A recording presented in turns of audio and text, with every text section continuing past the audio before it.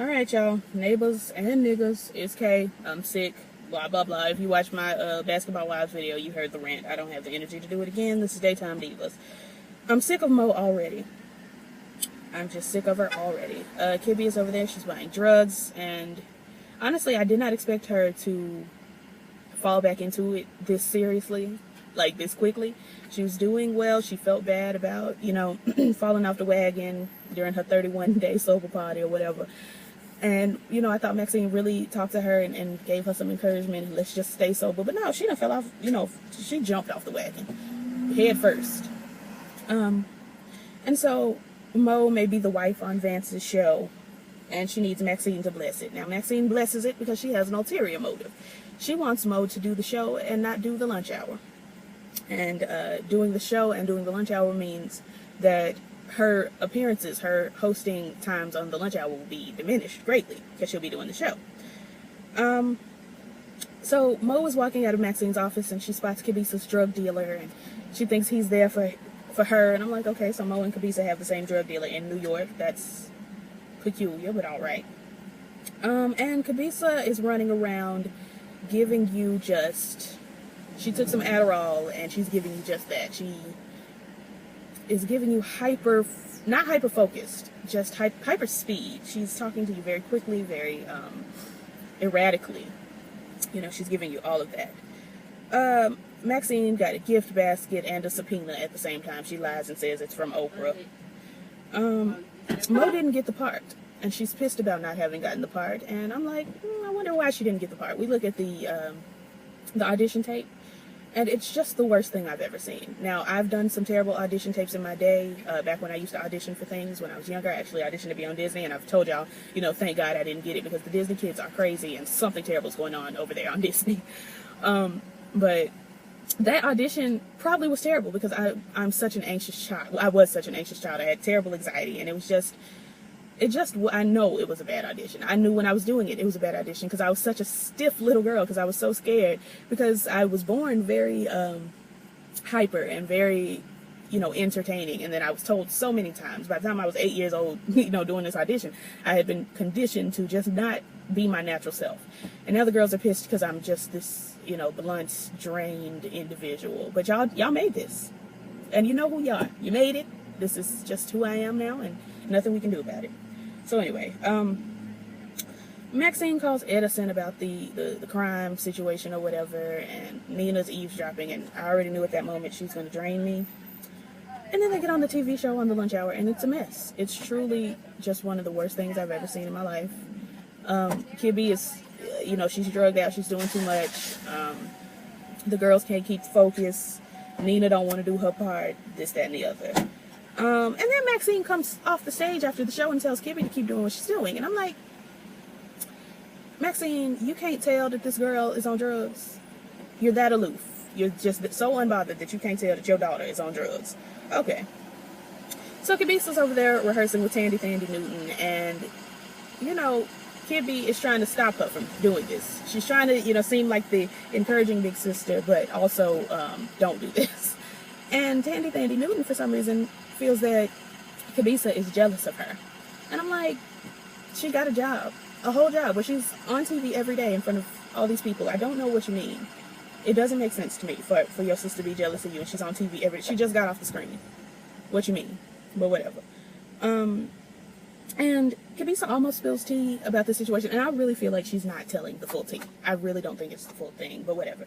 And Tandy Newton takes it to mean that, Kibby is embarrassed of her and thinks she's terrible and blah, blah, blah. And for some reason, Kibby's like, you're just not ready. You need to be trained, blah, blah, blah. And that just pissed her sister off. And I'm like, she's 15. Go ahead and give her the talk. Maxine calls the deputy mayor and is like, make this case go away. And deputy mayor is like, okay, well, give my nephew a job. And she's like, cool, we'll make him an intern. Heather's got a gun. That's a big, to do. The girls are shook about that. And she says, oh, well, it's no big deal. I keep it in my purse, locked in my my office drawer, and I put the key right here in this cup, right by the drawer. So that's safe. And I'm like, that's going to come back on us. It's going to come back. I'm going to pause it right here and go in here and work, and then I'll be back. All right, y'all. I'm back.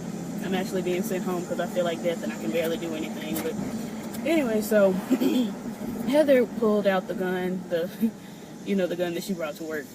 I forgot to mention that when she went through the metal detector earlier in the episode, she and Mo were going through the metal detectors or whatever, and Mo went through, and then Heather went through, and it went off. And Mo was like, it was the white girl did it. You saw that. That was very funny and also very true. It was a testament to the state of affairs today. But anyway, I don't know why Heather thought she could go through the metal detector with a gun, but she did, and then that became the whole big to-do. And so before Heather told everybody where she puts the gun, which we already knew was going to be a problem, she pulled it out of her purse. All the girls ducked but Maxine. Everybody was scared. Maxine's only concern was, Lord, the gun is pink. And that's when Heather was like, it's fine. I keep it, put away in my blah, blah, blah. In my drawer, locked away, in my key, in this little cup right here by the thing. Maxine goes to the network guy, I think his name is Jason, and petitions for him to reconsider Mo's audition. Let's try it again. And then we swoop over to Kibby. Kibby actually goes to the audition, and she tries to talk to Tandy Newton, like, at the audition. And Tandy Newton takes that to mean that she's trying to sabotage the audition and this, that, and the other. I don't understand why these people won't let me over. I really don't.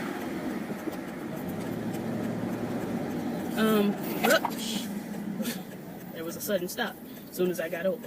But anyway, yeah, so Tandy Newton takes it to mean that Kibby's trying to sabotage her, and she storms off, and I'm just like, you should know better. You should know that your sister loves you. You should know that your sister would do anything for you because she is that kind of sister, But whatever, though. Max and Mo are in Maxine's office practicing Mo's lines for the show. And Mo is doing a okay, yeah, by all means, cut me off. Mo is doing a horrible job. I mean, like a really bad job. Astoundingly bad. And she's giving all of this hood flavor and these hands and this hip-hop, demeanor. And it's hideous. And I wish she would stop. And she and Maxine have to hug, and it's awkward and all of that. Kibby confronts Vance, tells him not to hire Tandy Newton, and okay, by all means, please come and try to just bogart your way. See, now I'm not going to let you in because you tried to bully me into doing it.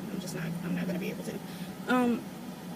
Yeah, so Kibisa confronts Vance and says, don't hire my sister, blah, blah, blah. And then she mentions that he got her started on the drugs. I thought it was her mother this whole time. I really, truly did. I'm sitting here. I'm going to let you come through because I'm sick today and I don't have the energy. Anyway, yeah, I thought her mama was the one that got her started on drugs. Apparently it was Vance. I'm looking at her mama. Her mama looks clearly like, crackish. And I hope the young lady who commented on my Queen Sugar review ain't watching because I'm going to have to call Kibby a crackhead as well. I'm just going to have to do it. Okay, yeah, be in the street while I'm in the street, going 2 different directions. These people will stop pulling out on me today. Anyway, I'm sorry, y'all. I do not feel well. Nina is annoying me and Sean. Hold on. Let me get these windows up so y'all can hear me. Okay, Nina is annoying me and Sean about the Ted thing. She just keeps digging and digging. He's already asked her to leave it alone, but then she pops back up, still digging. And she's digging so much that she goes and meets with Anna. And I'm like, what white woman tendencies have you accumulated that make you think, well, I'm employed by this woman and she really ain't never done nothing to me aside from giving me these, little fluff pieces about pregnancy, blah, blah, blah. I'm going to try to take her down. Like, I'm not understanding. Maybe I'm forgetting something or missing something, but why is Nina so adamant about trying to take Maxine down? It's not coming together for me. I don't like it. It's on my nerves. So Kibisa's like real time back on drugs. She asked for an 8-ball, and not an 8-ball in MJG, just an 8-ball itself. And I'm saying here like, ain't that what killed River Phoenix? You just wasn't gonna let me over? The disrespect. And you know that the road ends right here. Anyway, like an 8-ball. I believe that's the thing that killed River Phoenix. And like Chris Farley, one of the Blues Brothers, like, ain't that the one? But whatever though. And the drug dealer is like, check yourself before you wreck it. He trying to be all, you know, zen and one with the world but selling drugs. And that's how I would be if I was selling drugs. So I can't even, you know, it's annoying, but I know that's who I am. But anywho, I just really want Kibby not to be doing like heavy drugs like this. Like, okay, I was letting you have it with the Adderall. I let you do a couple snorts. But 8 balls, sis, next thing you know, you're going to be on heroin. And then, you know, you're going to look like Lindsay Lohan. Thankfully, you came with those lips yourself. But Lindsay, the lip-mouth situation Lindsay got going on is weighing me down. I saw it the other day, and I was drained. You know, I couldn't take it any longer. And I had to close my laptop and just go to bed. I'm going to go on here because Mama's going too slow. Yeah, I had to close my laptop and just go to sleep the other night. No you don't. I was on Tumblr like I usually am, and usually I'm on my phone, but I was like, let me get on the laptop, see what the girls are doing on, you know, on the physical website. I got on there and I'm scrolling and, you know, having a good time listening to my tunes. And then Lindsay Lohan popped up and I said, no, this is a big no for me. And I just simply exited the tab. Closed my laptop and just went to bed. And I, you know, almost didn't care if I got back up in the morning. It was shook. I'm gonna try to find the picture. I don't think it's a recent picture, but it was just bad. It took me through. Anyway, okay, it was a car that looked like my grandma was on the side. It's the same car as my grandma, but I had to make sure she wasn't in it on the side of the road. I was just saying that, wait a minute, but it wasn't her. So Heather goes down to the school to either drop off or pick up the children. And principal is on my nerves. What's her name? Principal Free Woman, which I'm imagining that her name originally was Freeman, and she decided to, you know, feminize it all up, which is fine, I guess. Principal Free Woman is like, sis, you can't come back to school with this gun. And I understood exactly what Heather was saying, because it didn't make sense to me why we all, you know, inclusive until it comes to the girls with the guns. Now, I don't know why Heather's walking around with a gun all the time. It doesn't make sense personally unto me. But I just, you know, if she wants to walk around with a gun and she has a permit to do so, then what's the problem? You know, that's where I'm lost as to why they say, like the principal said, you need to, when you come back tomorrow, make sure you don't have a gun in your purse. Like, are you gonna search her? Because that's illegal. You can't just walk up and grab somebody's items and just start looking through them. I'm sorry, y'all, it got too hot. I had to open these windows. But and Heather was upset, and I was upset with her. I grew up in a house with a gun, so I don't particularly feel any kind of way about having a gun. You know, like, I grew up in a house with a gun. My mama grew up in a house with a gun, and the rule just always was for both of us growing up, I got a gun in the house, don't touch it. And that's how, you know, the gun was around. The gun was, you know, in places that I could have gotten to it, but I didn't want to because my mama said don't touch it. And I said, okay, cool. I don't know why these white children are going into these schools shooting up, you know, places and things. And not even just the white children, honey. The colored children going into Pulse and shooting up folks and having access to all the... I don't understand all of that. But I do understand that if she wants to have a gun and she has a permit to do so, and that's the law as of now, then what's the problem? If the laws change, then we just gonna go with that. But as of now, she has a gun, she has a permit to do so, and she can carry the gun. I don't know. But anyway, so they tried to give her, you know, hell about that. And so Mo got the job, and she got a cute little purple Brahmin bag, and she's just so in love with this purse. It was off-putting to me, but everything about Mo is off-putting. I really wish they would let her act more like, I was going to say Tisha Campbell. Jesus, don't let her act like Tisha. Let her act like Tashina Arnold, just the real Tashina, just the regular old Tashina. Or even, you know, the Tashina, I was telling my mama, I like Tashina in A Day Late and A Dollar Short. She was cute in that movie. Like, she was what I feel like Tashina probably is in real life, just a little bit more aggravating, because she was, you know, running that man off for the man. I don't remember what happened, but her character, I like her in that. Let her play something less high energy. Anyway, so Mo asks Maxine, let's bring, Vance on the show. And Maxine's like, yeah, great. So I'm just like, y'all don't see how Kibby reacts when Vance's name is brought up. You didn't see at the award show last week how Kibby tried to scooch past Vance. When you stopped her to talk to him on the red carpet, you didn't see how she was just really eager to not be in his presence. And y'all keep pushing this girl to be around him. I don't understand why we're not picking up on the signs. It doesn't make sense to me, especially for this to be a group of women. And I'm not trying to sound, sexist or whatever, but women they're more in tune with each other's emotions, especially if they're around each other every day like this, 5 days a week. They're more in tune. If I'm around somebody 5 days a week, and I see that when we bring up a certain subject, something's wrong, I'm gonna say, is something wrong? Are you okay? What do we need? Do we need to not have this, go on, or what needs to be the tea? That looked like a terrible situation finna go down. It looked gang and druggy, so I'm gonna get on by.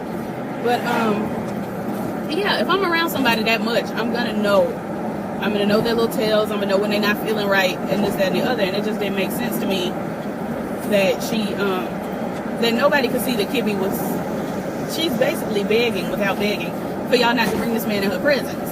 But you are. I didn't like it. But whatever. Mo stops in on Kibisa. Kibisa's in there rearranging the furniture and, doing crack activities. And Mo is looking at her, and she finally, after all this time, peeps that Kibisa is doing drugs. And I said, why has nobody noticed this? Why the girl, like Nina, ain't seen this? This supposed to be y'all little sister. Maxine, this is your daughter. You can't see that your child, especially after what we learned a little later, and I'm gonna get back to it, but Maxine, you should have a keen eye for drugs and things. But whatever. So Mo tiptoes on over to Maxine and says, hey Maxine, your daughter Kibisa's over there. She's doing drugs. She's looking real Lindsay Lohan circa 2006. And Maxine says, I'll talk to her after the show. I'd have pulled her to the side right now and said, Kibisa, what's going on, sis? Didn't we just have a conversation 2-3 weeks ago about how you was gonna be sober? I'm sorry, y'all. It's a plane up there. It's a bunch of cars. It's a lot. I live by an airport, and so that plane was like sitting on top of my car, basically. I hope y'all can hear me. But so Maxine and Vance have dinner.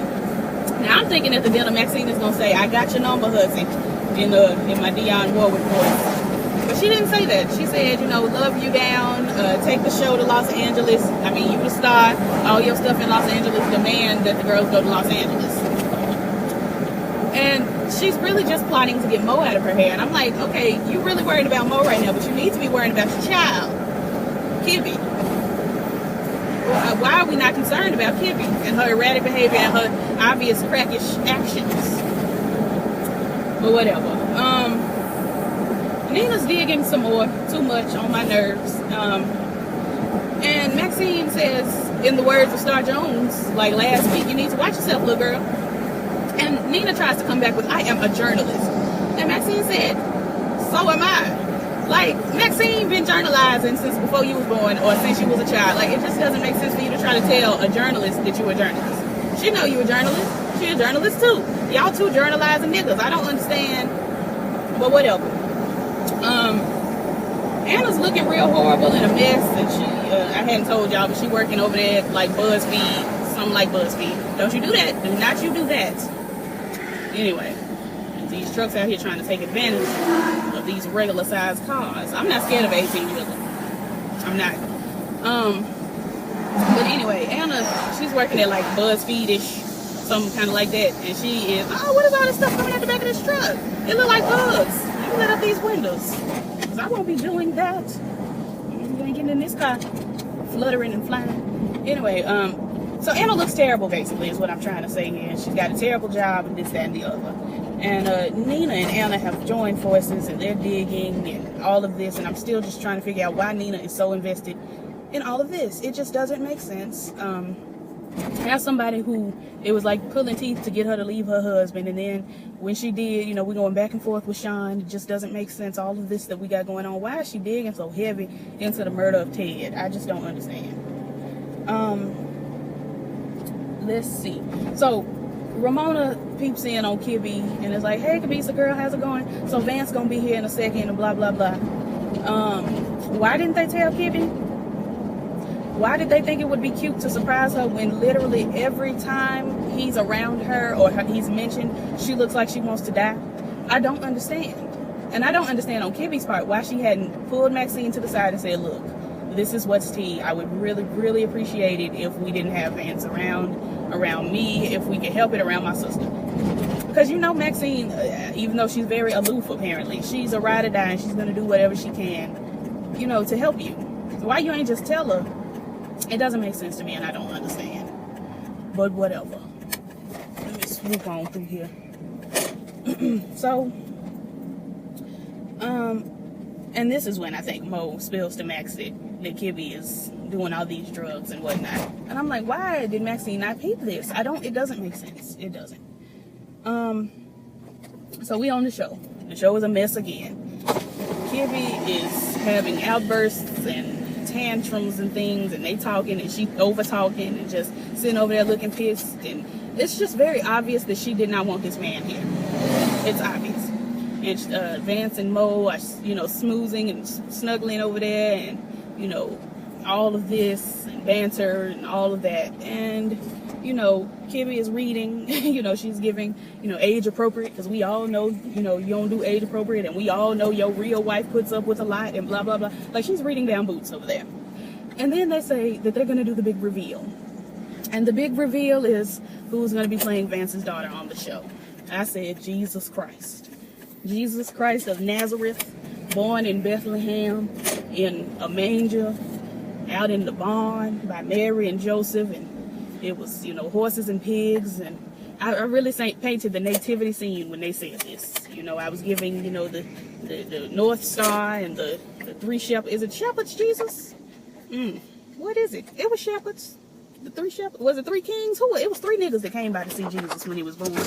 I don't know how they got the invitation. Oh yeah, the angel and the star. Anyway, that's not what's important here. What's important is I said, oh God, when they said they were going to reveal the daughter. The daughter is Tandy Newton. I just bowed my head and shook it. Like, I just couldn't be bothered. Kibby was shook down boots. She was pissed, you know, all of that. Tandy Newton, you know, tries to throw a little shade and say, I told you I could act or something like that. And I was like, that's not the problem here. I don't know why can't nobody see what's going on here.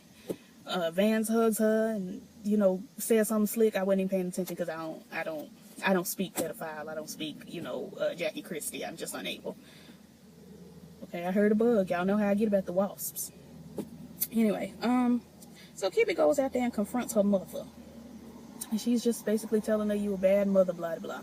Maxine is like, can I talk to you for a minute? And Kibby's like, no, not really. Maxine grabs her and pulls her to the side and tries to speak to her. And Kibby is giving fever just from all angles. She's giving fever to Maxine, which Maxine deserves a little fever, because why you ain't see this already? Why wasn't this seen? Why didn't you know this? Oh, y'all, I feel so bad. And I got a whole nother episode to go to, because this was a two-parter. We find out that Mo has to go to LA, and Maxine is she's pretty pleased about it, you know, all of that. Heather is upset. Now, this is all going on at once. You know, Kibby's over there, she's upset.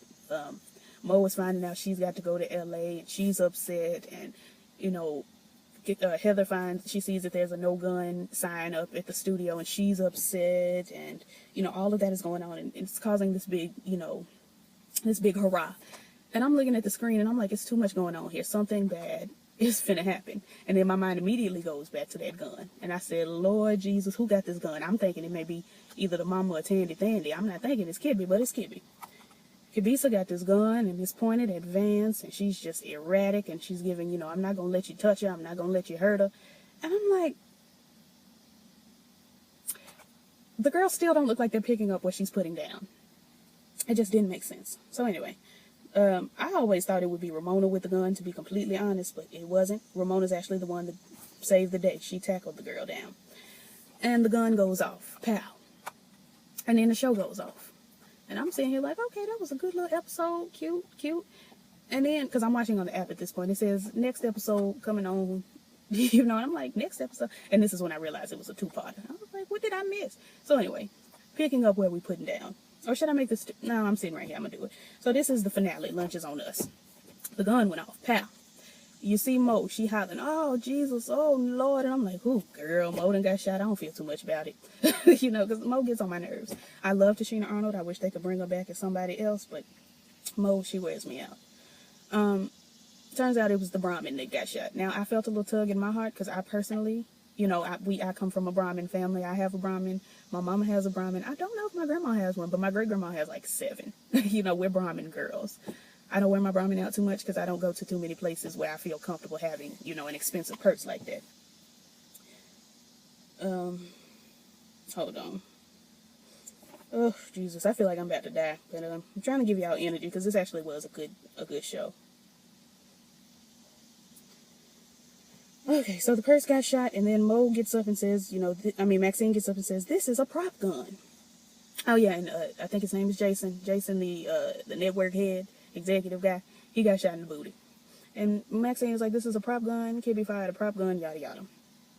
Then Kibby's in Maxine's office, and we get to hear the titillating tale that everybody should have put together by now, that Vance paid off Cherie and basically had his way with her daughter. Now, it does not make sense to me, and I'm going to get into it a little bit later, but this story doesn't make sense to me. And it doesn't make sense because, you know, Maxine is like, did he do anything to you? And she was like, he waited till I was of age. Now, that does not make sense to me. It doesn't, and I'm going to talk about it later.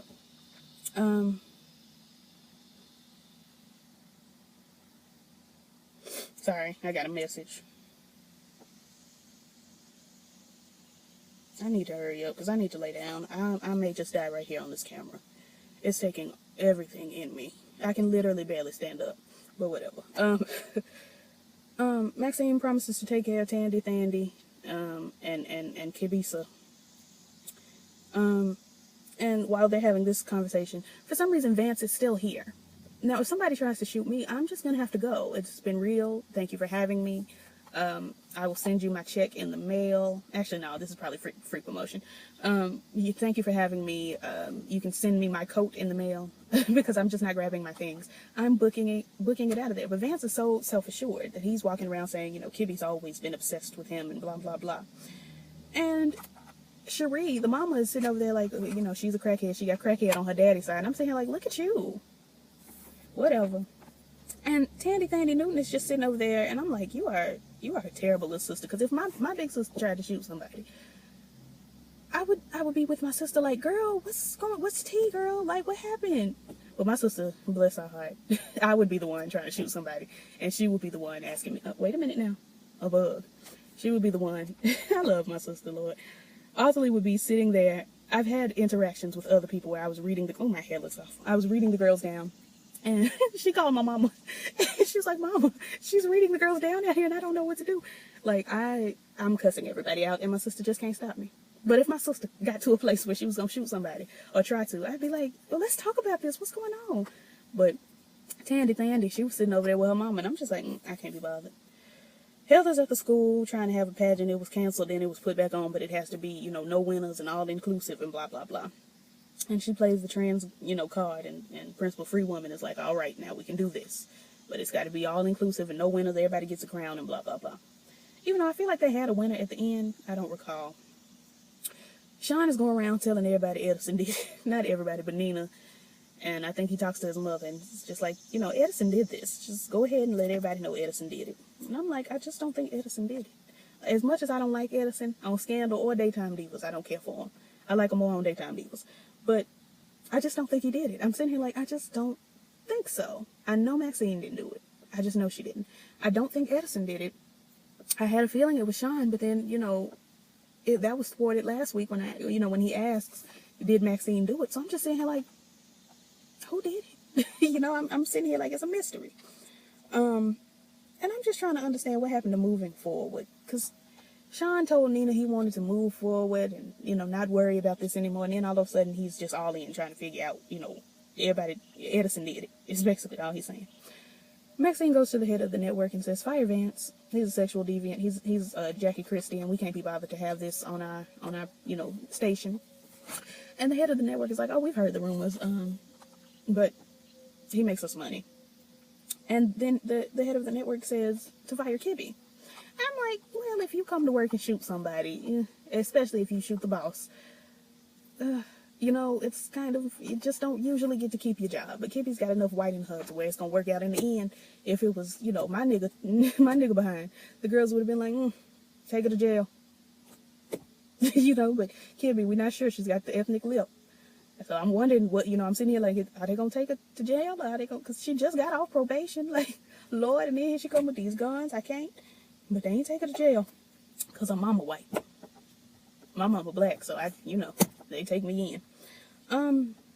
So Maxine goes and drops off the information to Kibby so that she's technically for the moment fired. Do I need to move? No, he got enough space. He tells Kibisa that she tells Kibisa that she is, you know, fired for now, but trust her and stay sober. And then we switch to the show, and Ashley Graham is here. Now I don't know Ashley Graham. I don't watch America's Next Top Model because I can't deal with Tyra Banks. Tyra Banks and Tyra Perry are the two girls I just can't do it with on the televisions these days.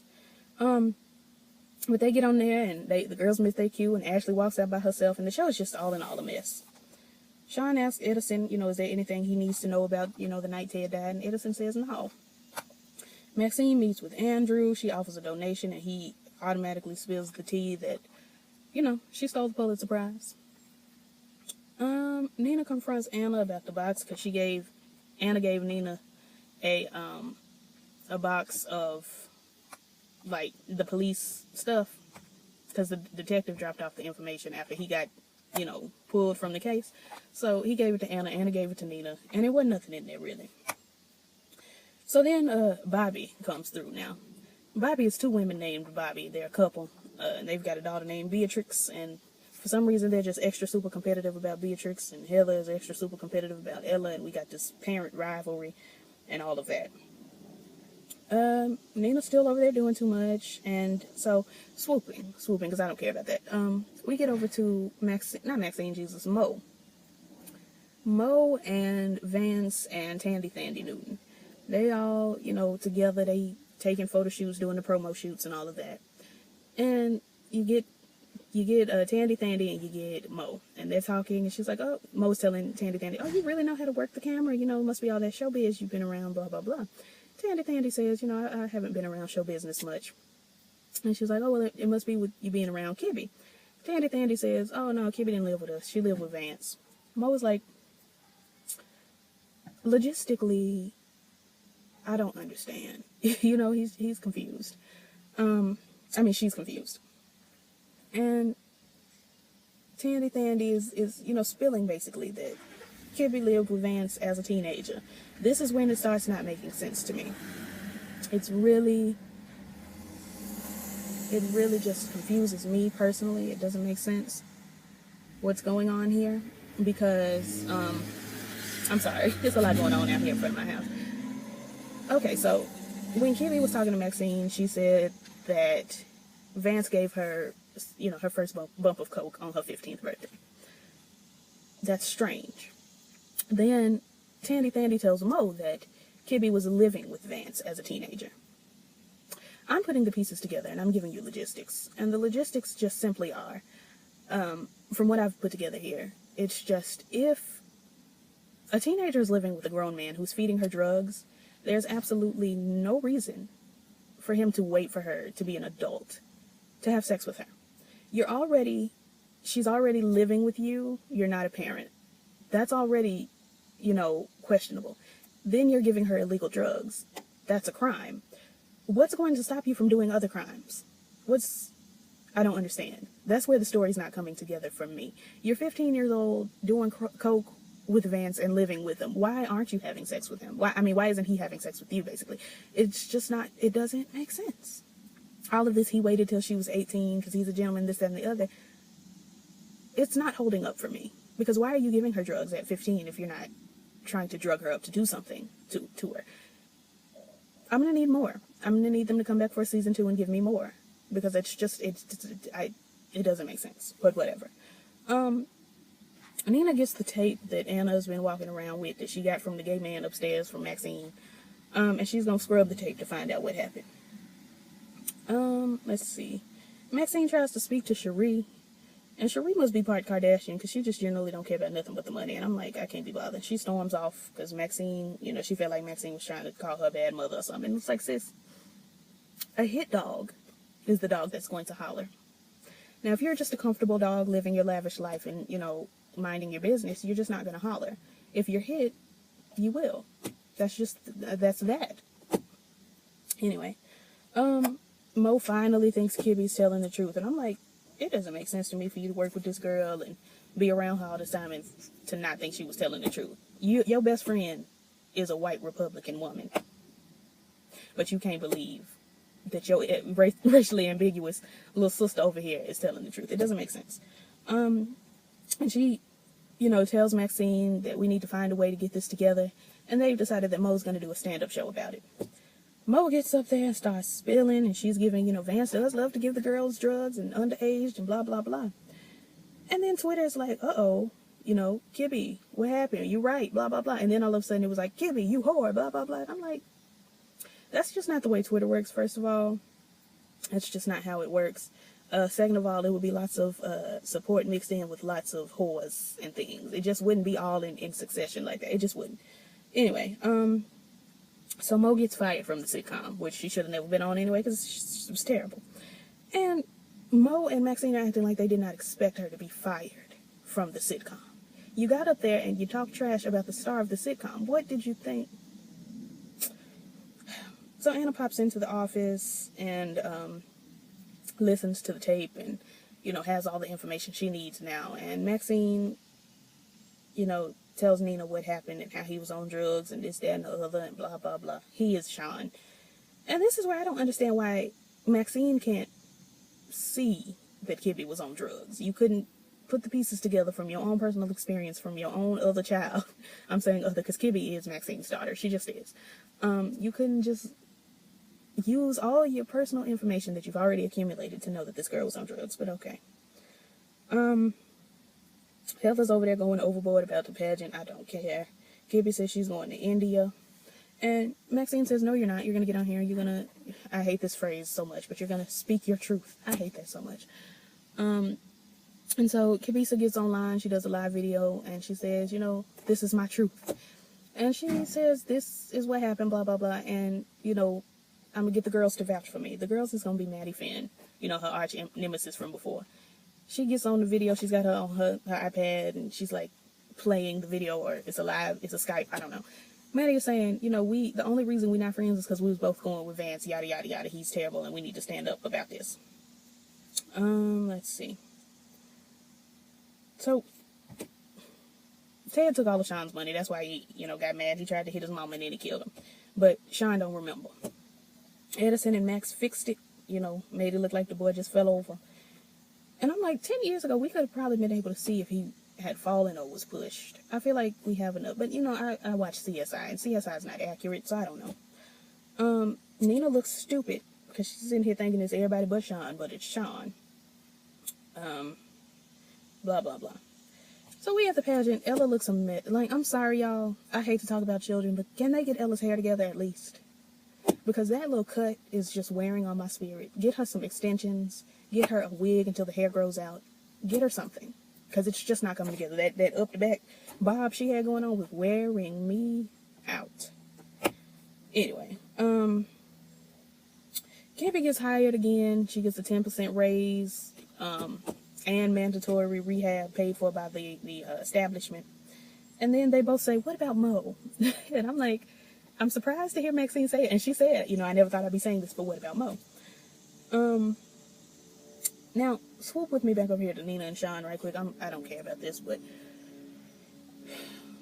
I'm sorry. I feel so bad, and talking about them and I don't care about it just makes me feel worse. Anyway, Nina's gonna keep it from Sean. She's just gonna keep the information from him.